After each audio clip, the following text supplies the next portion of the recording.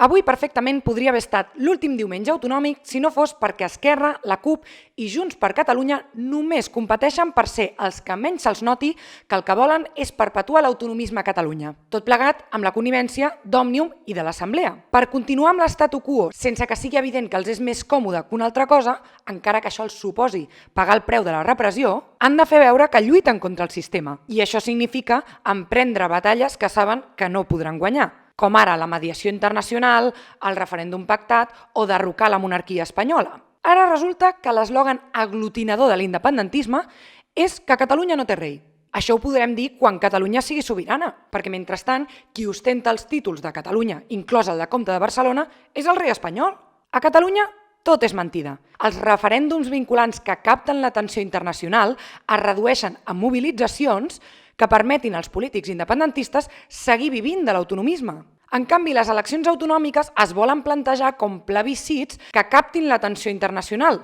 Però a qui li importen les eleccions regionals de qualsevol lloc? Sabíeu que a Còrsega porten 2 legislatures guanyant els independentistes per més del 50%?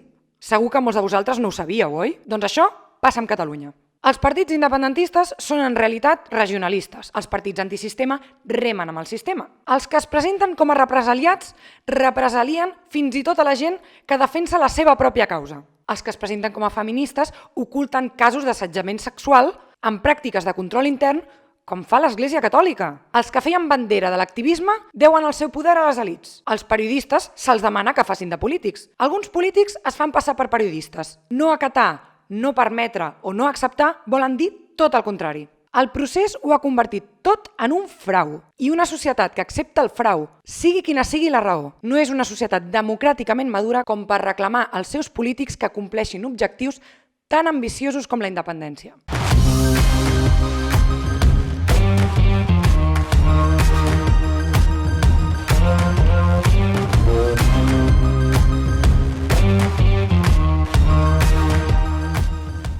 Bones notícies, ja som més de 3.500 subscriptors al canal. Si encara no ho sou, premeu el botó subscriure'm d'aquí sota i si també premeu la campaneta, YouTube us avisarà cada cop que hi hagi nou vídeo. Aquesta setmana, Quim Torra, Carles Puigdemont i Artur Mas han comparegut a Perpinyà per fer l'enèsim memorial de greuges a l'Estat. De la trobada se n'han fet ressò mitjans catalans i espanyols i hi ha hagut algun breu a la premsa estrangera. De fet, ni tan sols se n'ha fet massa ressò ni el mateix compte de Twitter de la Generalitat de Catalunya. És a dir, té tela, Quan es tracta de demanar-nos que els seguim votant, diuen que més val que tinguin ells una Generalitat intervinguda que lliurar-la als unionistes. Quan se'ls reclama el que fa la Generalitat, diuen que no poden fer-hi res, que la Generalitat està intervinguda. Jugada mestra. Però per què serveix que hi siguin allà? A part de cobrar, esclar.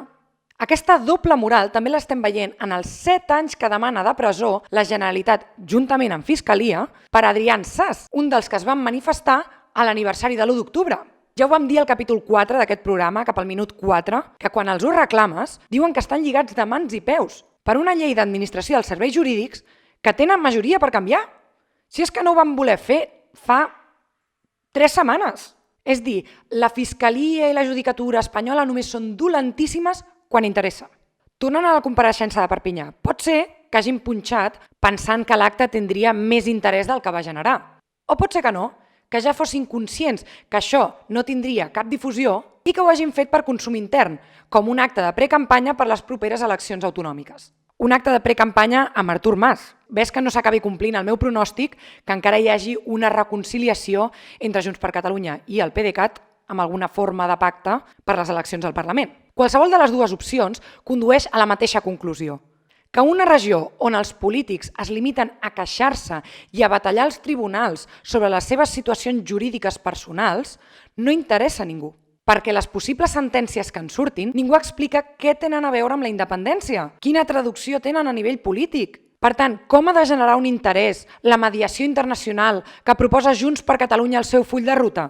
Si mentre circumscriguin la seva estratègia als tribunals no hi ha problema polític? Si el Tribunal de Drets Humans li va donar la raó a Atutxa i després van tornar a fer-li el mateix a Carme Forcadell?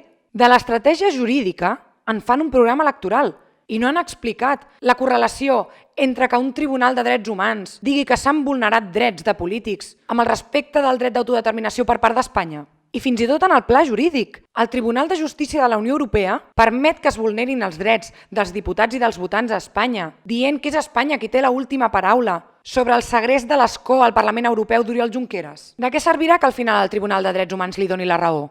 Es podrà anar cap enrere i ser on estàvem? No, tot estarà per fer. Per tant, per què no ho fem ja? Espanya no perd el temps, Espanya està intentant guanyar una guerra cultural que ja vam explicar en l'anterior episodi, al capítol 5, i nosaltres no ens defensem. En el fons, i tots els que demanen unitat, doncs aquí ho tenen, els partits estan d'acord en el mateix, en externalitzar a tercers la responsabilitat del dret d'autodeterminació de Catalunya. Esquerra ho fa amb l'Estat, Junts per Catalunya ho fa amb la comunitat internacional i la CUP no diu res, és a dir, els hi deixa el discurs als altres, perquè això li convé per caçar vots de descontents tant d'uns com dels altres. I posats a deixar el que hem de fer nosaltres en mans de tercers, té més sentit deixar-ho en mans de l'estat espanyol. És qui més interessat hi pot estar, perquè és qui pateix de forma més directa les conseqüències de les nostres accions polítiques. Depèn més dels nostres vots, depèn més dels nostres impostos. Però és que Esquerra, els defensors d'aquesta via, ni tan sols posen una mica car al preu de la repressió a l'estat espanyol. Podrien estar forçant pactes contra natura, o no tan contra natura. Podrien generar crisis de govern entre Podem i els socialistes. Podrien votar favorablement a mocions de censura de la dreta, sense importar-los un rave el que els hi digui l'esquerra espanyola. Ells bé que votarien amb la dreta si d'això en depengués la unitat d'Espanya. Ja ho han fet, de fet.